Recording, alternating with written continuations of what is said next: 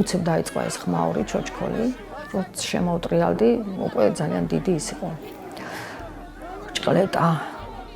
და ამ ჭყლეტაში მოყვა მზია დაეცა, რამდენჯერმე ფეხსაცმელი დაკარგა და ესე ამ მიწოლაში აღმოჩნდით პოლიციელების გარემოცვაში და ამ დროს მოხდა ამ დროს გააწნა სილა მზიამ.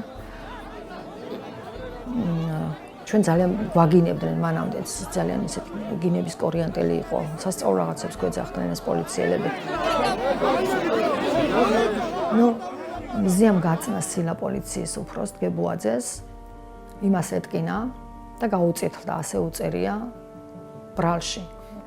რა თქმა უნდა, მე კი არა, ძალიან ბევრი ავტორიტეტული საერთაშორისო ორგანიზაცია, ძალიან ბევრი ავტორიტეტული იურისტი საქართველოში ამბობს, რომ ეს არის არაადეკვატური ბრალი და არავით არის სისხლის სამართლის დანაშაული მზიას არ ჩაუდენია.